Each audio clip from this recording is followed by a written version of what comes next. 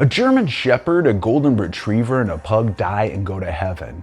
They're greeted by St. Peter at the front gate, who greets them to see God. God says to the German Shepherd, "What do you believe you've done to get into heaven?" The German Shepherd says, "I was a police dog. I've helped to take drugs off of the street, and I've been an obedient public servant."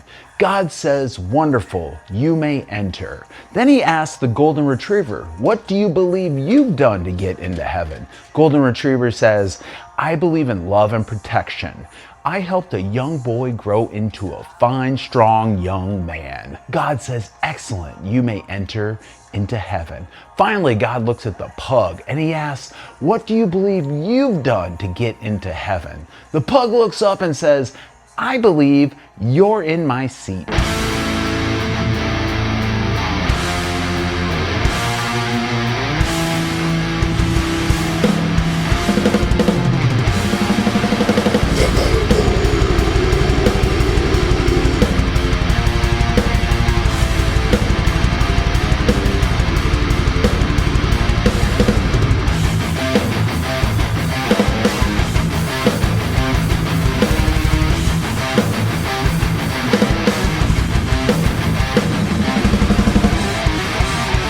Welcome back to Death Metal Pug. I'm Periphery. I want to be a rock star when I grow up. The purpose of this is to have fun and talk about music. If for some reason we can help out your band, project, or business, please reach out to us at deathmetalpug@gmail.com. I'd like to thank Thomas Lindbergh's Ghost for being on last week's episode.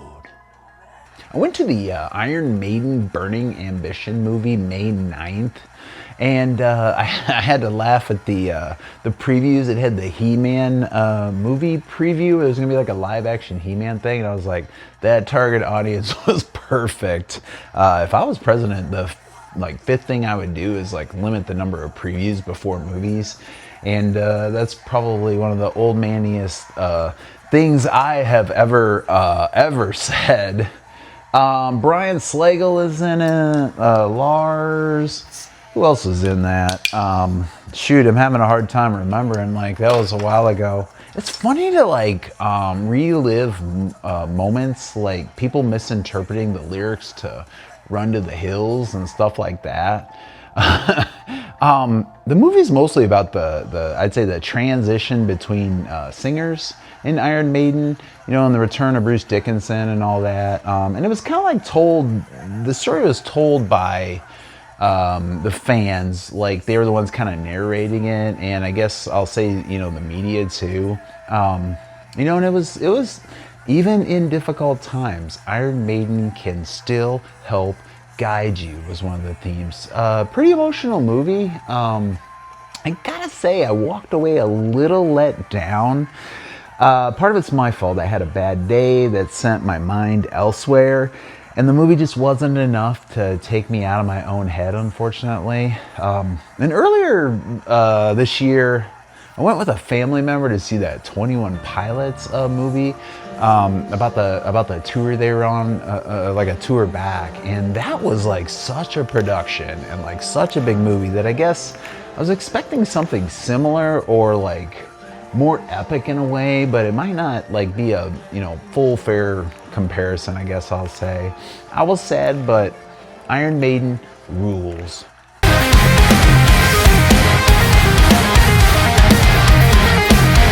The Archspire items arrived May 7th, and you might remember, right, we were part of the Tier 9 package sponsorship for Archspire's Independent Day album release for the album Too Fast to Die. And it's interesting because a lot of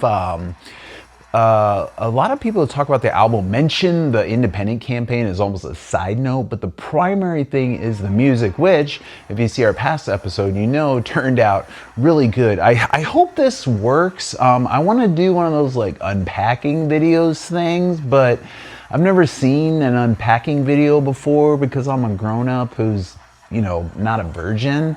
But I want to go ahead and like go through these things. So I have the box of stuff that I'll show you here. It came in this box. It came like all folded up and flat and everything on it. This was actually separate, so I'll show you that in a second. It was like this like flat box. It got the edges poking out. I've opened this up. I haven't gone through it real well, but parts of it I had. So part of it was, of course, the album.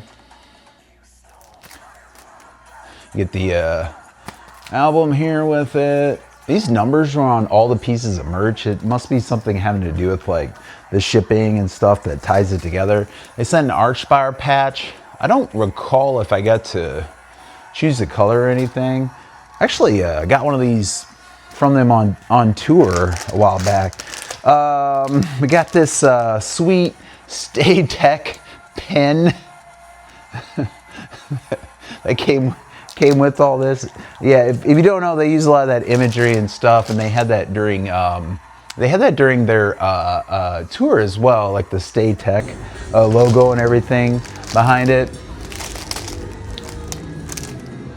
I think this is the flag. I do know it's 100% polyester. I can say that with certainty.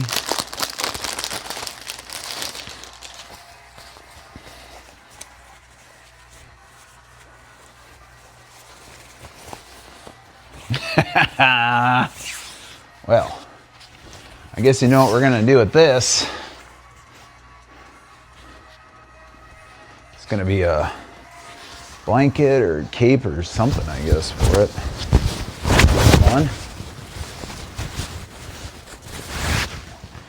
Got the album with this as well. You'll notice the Stay Tech on that. We got the green apple version of the album here.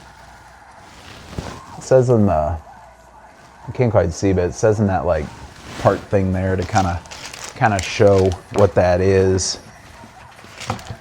Interesting part of this, very interesting part of this was the Liminal Cipher book. This is a straight up like book full of like, I think the song lyrics, images, and things inside of here.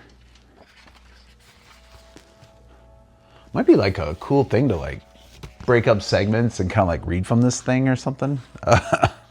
Like read a piece from it from time to time. There's some wacky images, and yeah, this just it's made to feel like maybe like a leather bound kind of thing, and the whole thing just strikes me as like yeah, it's almost like a crazy person's manifesto or something here. I have not spent a lot of time inside of this, seeing this. I feel like this was an image somewhere. I feel like that might have been on one of the t-shirts or something like that. Speaking of t-shirts, this is the t-shirt that I picked from the campaign.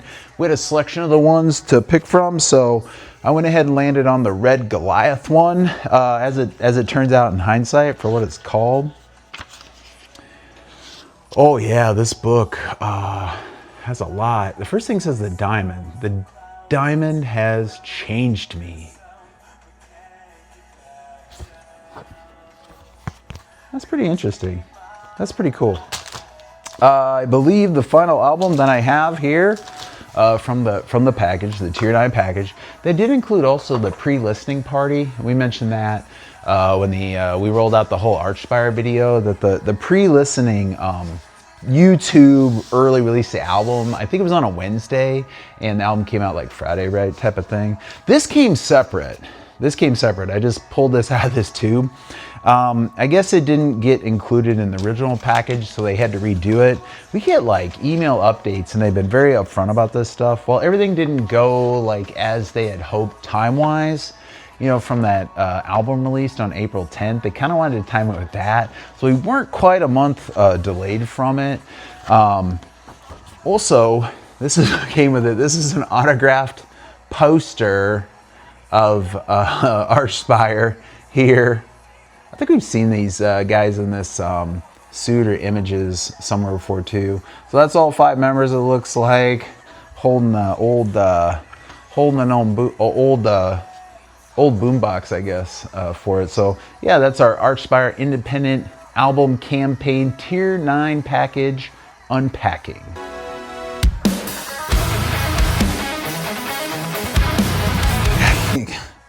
Can't get it. No, I will not be wearing this to the concert. We're also part of the Archspire street team promoting the concert.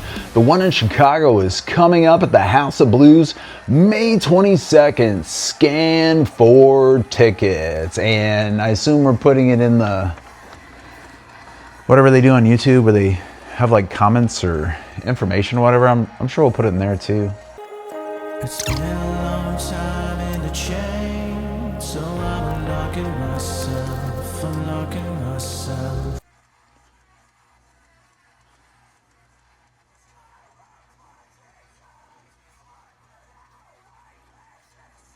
Okay, so I just have to hold my head here for the rest of the time. I thought of an idea. What if we had the top 5 albums to open the Strait of Vermouth? Hormuth? Like In Flames Horacle could be one of them. Dr. Al saw Modern Day In Flames the other day at like a bar. He said the vocalist was hoarser than Mr. Ed. If you're watching this and you're under 80, Mr. Ed was a talking horse on a TV show in the 60s. Periphery released A Pale White Dot, May 15, 2026. I've been trying to manage my expectations here. Their last album was hands down the album I enjoyed the most from them. I love the songs from Periphery 5. Since when that came out in 2023, I have heard no song more often than the Wildfire song from that album. It is a bloated masterpiece. I don't know if I've ever made it through that whole album in one sitting, but I love it. Wildfire, Tropus, Silhouette, Zagorus, Wax Wings, and a few more. But I've never loved a prior Periphery album like the last one, and I don't know why that is. And that's weird, I think, because from what I understand, most folks love album 4, 3, and the original, but you will see like every album cited as like someone's favorite album. I listened to that G-Code album, Mowing the Lawn, yesterday, and it's so good. I don't know how somebody doesn't love that album. Sometimes the thoughts are like the waves. This Periphery album takes you on a ride. It is varied. It is hard and soft, like 5 was. Track 1 is a gentle subduction, and then what I can only describe as Opeth at its peak era, like Still Life, Blackwater part kind of moment in it. Is that a guest vocalist? It's super cool. If it's not, bravo, Spence. Track 2 and 3 continues the intensity. Lots of great roars and screams from Spence. The whole vocal on this album is just those excellent kind of like rah, rah, rah, kind of stuff. Next on the album, we get a djent power ballad called Heaven on High that evolved to a deathcore finish, but maintains Spencer's strong soaring cleans and gutturals. Then we get the best song on the album, the gloriously triumphant opus, Unlocking. You know what I like about this not being like a super heavy song? They don't use the synths too much. The cool thing about Periphery is like they use the synths in the right way and make the synth songs like obvious and cool separately, but don't overdo it on like the heavier songs. And they've always had like the really great balance there about them with that. Speaking of which, next comes the heaviest and one of the best songs on the album, featuring Lorna Shore vocalist Will Ramos. And dude, respect. He gave them into the Hellfire level stuff here.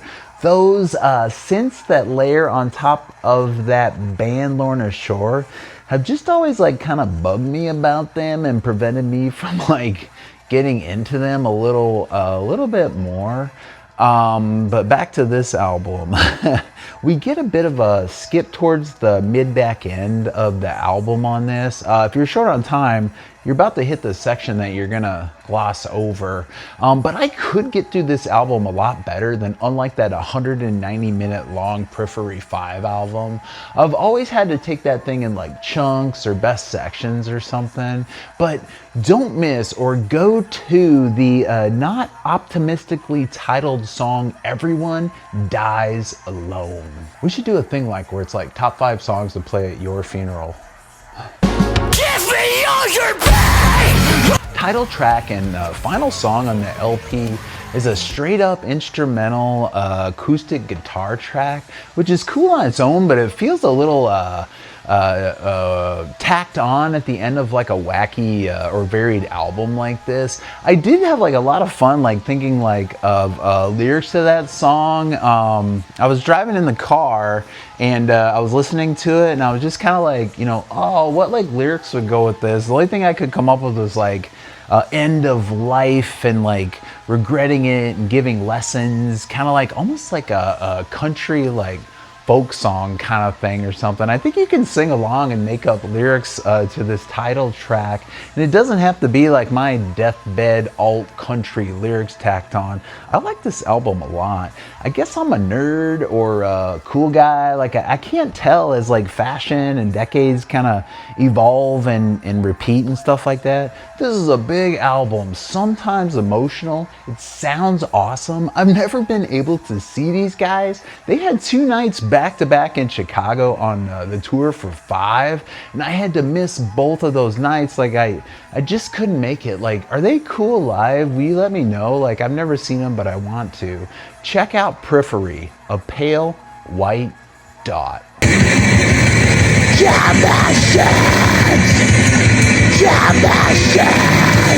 I agree with Jeremy when he texted me the new Nequient album is really good. We covered Nequient's latest of ours in our last episode that no one watched. Jeremy also noted they put on a pretty sick set.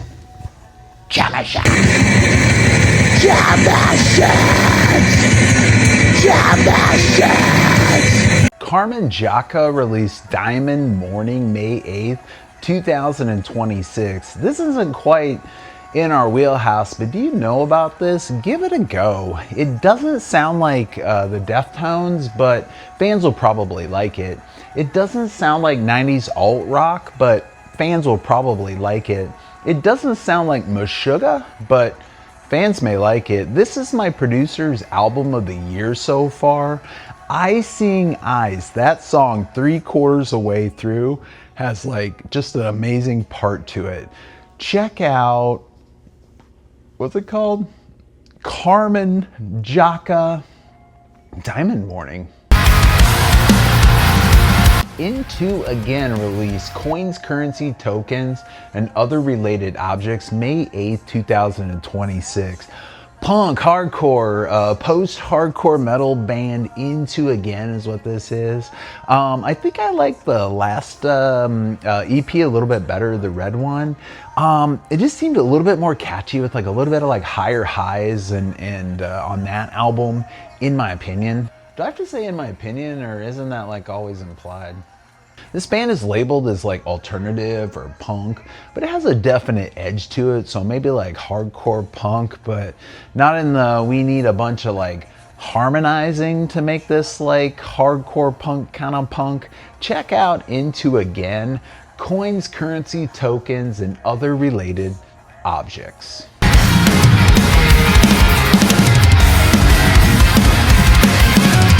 Did you make like breath come out of that? Frozen Soul released No Place of Warmth May 8, 2026. You know a Frozen Soul riff is heavy when your car battery dies halfway through the intro. It's good, it's what you expect, and they executed that. It sounds great. Not much in the way of something different here. There are some special guests on that I think are special to this one. Yeah, I think Frozen Soul gets like a lot of friends because like the time I met them, like even during like, this was like 21 COVID kind of time, they were just like hanging out looking to like engage with people. So the bass player, she was there, and then that singer Chad, he was there, and they were just I mean, this was like back when you needed like a COVID shot to like get in the building kind of day, and they were just in there like hanging out and being like cool and friendly. I thought this might be a flaw, but it's kind of like exactly what you think it is. I loved their debut. A little bit mid on the last one. It just felt like a little cliche to me and unoriginal. The first album had that like chuggy bolt thrower death metal. The second one had like things that bothered me, like synth intros for every song, dive bombs sprinkled in like kind of a way that didn't feel natural to me.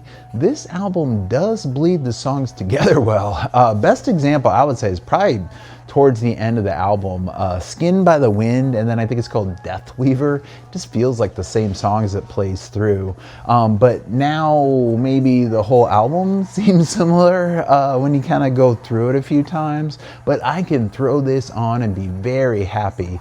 The vocals are like very like recorded in an open room kind of vocals, but with the death metal growls. Vocals probably the strongest part of this this new one. The beginning and end of the album feels stronger than the rest of it, but I wonder if that's just kind of due to the overall consistency of it. I think the bolt thrower comparisons are valid, like the guitar riff with the like vocals layered over.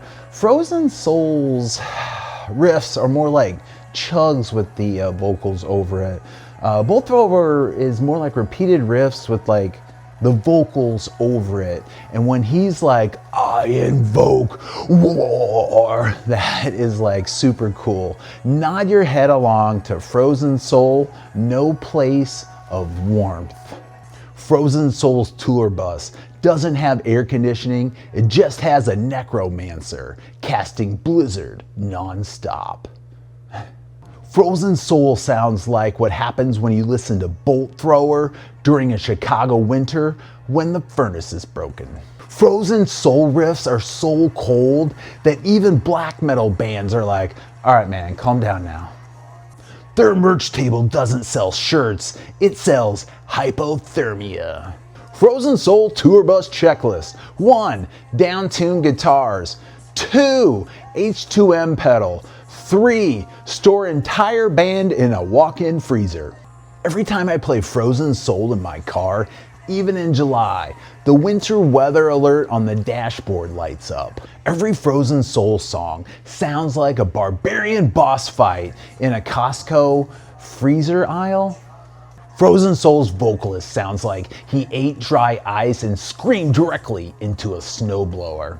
Frozen Soul fans don't start pits, they start avalanches. Who wrote that one? That one's awesome. Frozen Soul's practice space is kept exactly at Meat Locker. Frozen Soul's idea of a crowd reaction. Chicago, are you ready to suffer from frostbite? Frozen Soul is the only band where the crowd leaves the pit with both a concussion and seasonal depression. Their drummer plays so hard it sounds like a moose crashing through the ice. Frozen Soul is like the soundtrack to finding out your furnace died at 2 a.m. Frozen Soul doesn't drink beer, they drink liquid nitrogen with a lime wedge. A Frozen Soul cocktail is just whiskey poured over chunks of Arctic permafrost and human regret. What does Frozen Soul drink in the morning?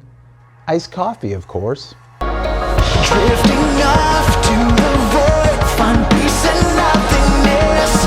Fuck. Yoth Iria? Ira.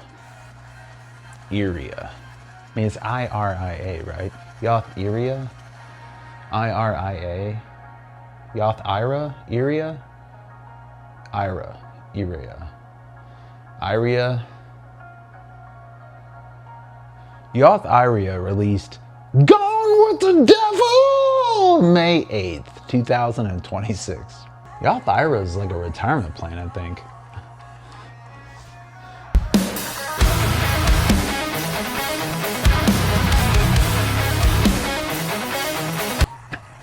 I think if you like the last one, you're gonna like this one. It's telling a story or going through a narrative and laying out like almost the whole like dark place musical or something. It's not something I'm gonna return to, or like these songs aren't gonna be songs that are necessarily like gonna go on a playlist real smoothly, but going through the album is enjoyable and immersive to a level. I found it like the last album as well. Sometimes when I listen to it, I'm like, is this nerdy or just like European?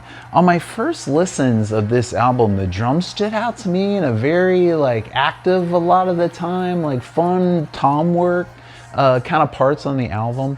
Heavy metal fused with like Rotting Christ black metal is I guess what I'd call this, but I'm not super familiar with Rotting Christ, but you can look up the connection there. That's a related band. This is not the cheesy like heavy metal or pizza thrash or anything like that. And like I said, a lot of the members have been of this band have been members of Rotting Christ historically, so I think that's a good connection there. I guess I'm just pointing this out. It's not a lo-fi like black metal thing at all. It's slick. The instruments are loud as hell on this. This album, and definitely the last album, I think the way you listen to it, when you're able to like listen to it and you need to just take in the whole album and just go for the whole long ride, I think it works better that way. The phrase Yoth Iria is not a normal Greek word or phrase. It's a fictional occult name created with the early Hellenic black metal scene. This album begs for like some kind of video or maybe like a play or musical to go along with it. Maybe where like Julius Caesar is like stabbed in the back or something as part of it, and he's like, "Et tu Yoth Iria?" I think if you like the last album, you're gonna like this one to a degree. How does it compare to the last album, Blazing Inferno? I think Blazing Inferno was a little bit more like vicious, heavier, but not like in a 7-string guitar tuned down to Z kind of way. More specifically, like the last one was like maybe a little darker, maybe a little heavier in that way. Probably had like harsher vocal deliveries at times on it is what I kind of remember. And if I was doing this as a job, I would have went back and like listened to that whole Blazing Inferno album again if I had thought of it. If I had thought of it, quite frankly. I found on Blazing Inferno it had like more narration to it, as I remember. The new one feels like it, like the songs are driving the narration on it. So yeah, check out Yoth Iria. Holy cow, you made it this far in the video. That's it!